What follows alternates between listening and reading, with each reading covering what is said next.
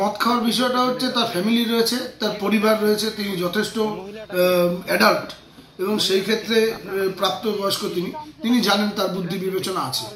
কিন্তু যেটা মেন আমার কাছে প্রশ্ন সেটা হচ্ছে তৃণমূল নেতার সাথে তাকে মদ খেতে দেওয়া গেছে, ভিডিও ভাইরাল হয়েছে। এই ক্ষেত্রে বুথ স্তরের কর্মীদের মনে কিন্তু বিরাট বড় একটা আঘাত লেগেছে, কারণ তারা অক্লান্ত পরিশ্রম করে দলটাকে এই জায়গায় নিয়ে এসেছে। আর রাতের অন্ধকারে এই সমস্ত যারা নেতৃত্ব স্থানে যারা নেতৃত্ব দিচ্ছে তাদের এরকম ভিডিওটা ভাইরাল হওয়া, এটা আমাদের কাছে খুব দুর্ভাগ্যজনক। তবে আমি রাজনৈতিক নেতা যারা রয়েছেন এখন বর্তমানে দায়িত্ব, তাদের উপরে ছেড়ে দিচ্ছি, কারণ দিনের পর দিন তো এভাবে চলতে পারে না। কখনো কেউ কাউকে লাথি দিচ্ছে, কখনো নির্বাচন আসলে পরে একটা গোট আপ করে নিয়ে তৃণমূলের সাথে, আপনারা জানেন লোকসভা নির্বাচনের সময় অনেক টাকা পাওয়া গিয়েছিল, তার মানে কি ধরে নেওয়া যায় সেই যোগ সাজেশ করে সেই টাকাগুলোকে লুট করা হয়েছে? এটা পুঙ্খানুপুঙ্খ তদন্ত হোক, এটা তো প্রমাণিত।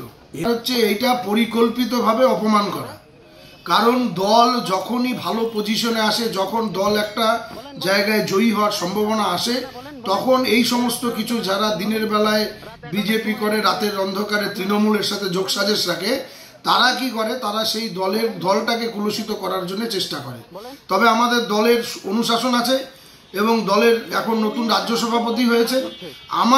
আমার বিশ্বাস যে এই দলের যিনি দীর্ঘদিনের পরিশ্রমী লড়াই সৈনিক, তিনি এটা সৎ বিচার করবেন আর প্রত্যেকটা মানুষের কাছে সেই বার্তা আমরা পৌঁছে দিতে পারবো, এটা আমি বিশ্বাস করি। কি বলবেন? দেখেন, এটা তো খবর কাগজ পড়ে আমিও দেখতে পেলাম, তবে বিষয়টা অত্যন্ত দুর্ভাগ্যজনক।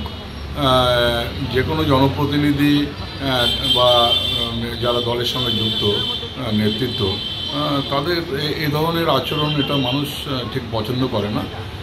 তা আমি বলবো যে যদি যে কোনো নেতৃত্ব হোক বা জনপ্রতিনিধি হোক, তারা যদি এই ধরনের কাজকর্মে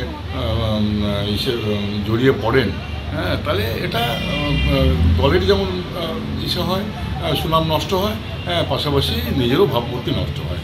তা আমি বলবো যাতে জনপ্রতিনিধি এবং যারা দলের নেতৃত্ব দিচ্ছেন, তারা এই ধরনের কাজকর্ম থেকে বিরত থাকবেন আগামী দিনে।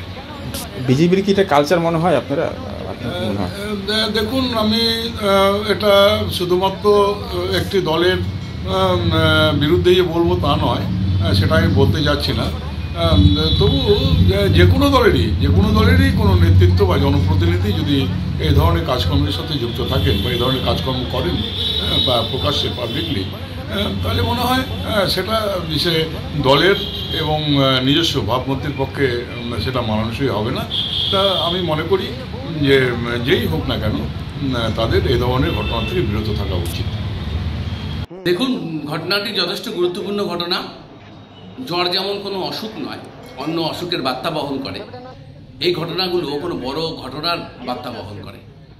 এই রাজ্যে মহিলারা নির্যাতিত হয়, এই রাজ্যে মহিলারা গ্যাং রেপ হয়, এই রাজ্যে 9 বছরের একটা বাচ্চা মেয়েকে হত্যা করা হয়, এই রাজ্যে নারীদের বিন্দুমাত্র নিরাপত্তা থাকে না, এই রাজ্যে ভোটের নামে সন্ত্রাস হয়। তবু এই রাজ্যে 355 বা 356 ধারা জারি করা হয় না। এখন কেন হয় না, এটার যদি উত্তর আপনি খুঁজতে যান, তাহলে আপনার পুরনো একটা কথা মনে পড়ে যাবে। আদায় কাজকলায় সম্পর্ক যে প্রাক্তন রাজ্যপাল ধনখড় সাহেব এবং আমাদের রাজ্যের মুখ্যমন্ত্রী মমতা ব্যানার্জি, সেই ধনখড় সাহেব যখন উপরাষ্ট্রপতি ভোটে দাঁড়ান, তখন আমরা হঠাৎ করে দেখতে পাই যে মমতা ব্যানার্জি আসামের মুখ্যমন্ত্রীর বাড়িতে উপস্থিত এবং সেখানে ধনখড় সাহেব উপস্থিত। এবং তারপরে আমরা দেখতে পাই যে অপ্রত্যাশিতভাবে তৃণমূল কংগ্রেস ধনখড় সাহেবের বিরুদ্ধে ভোটে অনুপস্থিত থাকে। এই ঘটনাগুলো কিন্তু গণতন্ত্রের পক্ষে অত্যন্ত মারাত্মক। আপনি যে ঘটনার কথা আজকে বললেন, সেই ঘটনাগুলোর সঙ্গে এই ঘটনার কিন্তু কোনো একটা মিল রয়েছে। আমি এবং আমরা বিশেষভাবে আতঙ্কিত এই কারণে যে রাজ্যের শাসক দল এবং বিরোধী দলের মধ্যে যে সম্পর্ক থাকা দরকার, অর্থাৎ একজন কাজ করবে আর একজন গঠনমূলক তার বিরোধিতা করবে, সেই সম্পর্ক বাদ দিয়ে যদি তাদের মধ্যে এই ধরনের সম্পর্ক, মদের গ্লাসের সম্পর্ক চলে আসে, তাদের মধ্যে যদি কোনো একটা চক্রান্তমূলক সম্পর্ক চলে আসে, তাহলে কিন্তু গণতন্ত্রের পক্ষে প্রচণ্ড বিপজ্জনক। এবং গতকালকের নিরিখে এই যে আমাদের সংখ্যা, এই যে আমাদের আশঙ্কা, সেটা কিন্তু আরও বেড়ে গেল। গতকালকে যে বন্ধ ছিল, সেই বন্ধ কিন্তু রাজ্য সরকারের বিরুদ্ধে ছিল না, রাজ্য সরকারের নীতির বিরুদ্ধে ছিল না, ছিল কেন্দ্রীয় সরকারের বিরুদ্ধে, কেন্দ্রীয় নীতির বিরুদ্ধে। অথচ আমরা রাস্তায় দেখতে পেলাম কাকে? আমরা দেখতে পেলাম শাসক দলের ক্যাডারদের, আমরা দেখতে পেলাম শাসক দলের খাকি ক্যাডারদের। এই বন্ধ যাতে সফল না হয় তার জন্য। সেখান থেকেও কিন্তু আরেকটা সন্দেহের দানা বাঁধলো যে তাহলে কি শাসক আর বিরোধী, এই রাজ্যের শাসক আর বিরোধী এক এবং একাকার হয়ে গেছে, যেটা গণতন্ত্রের পক্ষে অত্যন্ত বিপজ্জনক। এই ঘটনাটা ছোট হতে পারে, আপনি যে ঘটনা বললেন সে ঘটনাটা ছোট হতে পারে, কিন্তু আপনি যদি এটার লিঙ্ক ধরে এগিয়ে যান পিছনের দিকে, তাহলে যে ঘটনাগুলো আমরা দেখতে পাই তার নিরিখে কিন্তু বাংলার গণতন্ত্র আজকে বিপন্ন শাসক এবং বিরোধী দলের এই কাজকর্মের জন্য। কি করতেছেন এই রাত্রে? কি করতে আসছেন? এই মহিলাটাকে আপনার বাড়ি কোথায়? ক্রান্তিতে। এই রাত্রে জঙ্গলের পাশে কি করতেছেন? এই রাত্রের মধ্যে কি করতেছেন এখানে? এটা কি বসার জায়গা আপনাদের? এটা বসার জায়গা? ডাকেন, কাকে ফোন করবেন ডাকেন। আবার মাল খাচ্ছেন এখানে রাত্রে রাস্তার মধ্যে বসে? অসুবিধা কি আছে তোমাদের? হ্যাঁ না, কোথায় তারা খাইতে পারে? ফোন করো না, ফোন করো। লোক ডাকবো, ওই ডাক্তার ফোন করতো, রঞ্জন কাকু ডাক দে। এই যে মাল খাচ্ছে এখানে মহিলা নিয়ে রাত্রের মধ্যে, আবার সারতেছেন কেন? আরে এটা হতে পারে, না না, কেন হইতে পারে? কেন হইতে পারে এটা? এই যে ফটো হচ্ছে, ভিডিও হচ্ছে, সব লাইভ ভিডিও হচ্ছে এই রাত্রের অন্ধকারে। কোথায় আপনার বাড়ি? কোথায় কোথায় কোথায়? ক্রান্তি। সিসা আটকাচ্ছেন কেন? বলেন। কি অসুবিধা? না বলেন। এই রাত্রের অন্ধকারে আসছেন বলেন, রাত 11টার সময় এখানে আপনারা বলেন।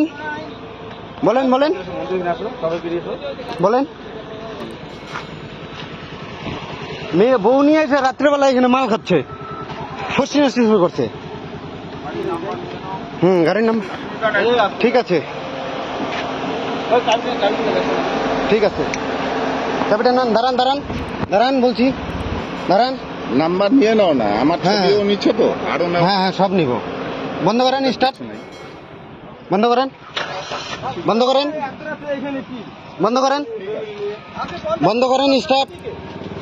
স্টার্টটা বন্ধ করেন বলছি।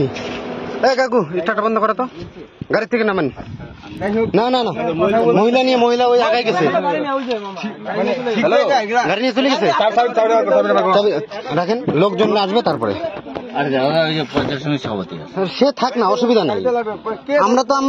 আপনারা যদি কিছু না করেন ভয় কিসের? আমরা কিছু এইখানে মাল খাচ্ছেন, সব ভিডিও রেকর্ড হচ্ছে, মহিলাটা মাল করতেছে। এটা মাল খাওয়ার জায়গা? এটা কি মাল খাওয়ার জায়গা? আমি একটা কথা বলি, ওটাকে দাঁড়া করেন, একাই আসবো। ফোন করো, চাবি নাই তো। এই যে চাবি, এই যে চাবি দেন। আচ্ছা ভাই, চাবি নিতে হবে না, তোমরা মানে মহিলাটাকে ডাকেন। আমরা কিচ্ছু চাই না, মহিলাটাকে ডাকেন। তোমরা বলো। না এই ভিডিও হচ্ছে এখানে এখনো। যাতো আটকা তো এখানে। রঞ্জন কাকার ফোন করতো। রঞ্জনকে ফোন করো। ঠিক আছে, ফোন করতে। মহিলা নিয়ে এসে এখানে মাল খাচ্ছেন, এটা কি মাল খাওয়ার জায়গা?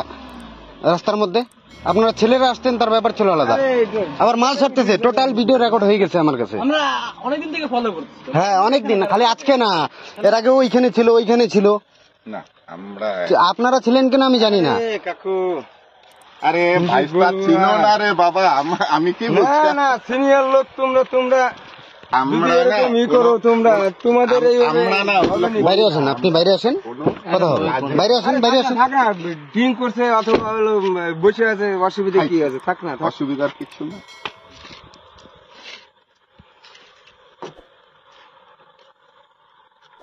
তোমাদের চলো ওইখানে নাই।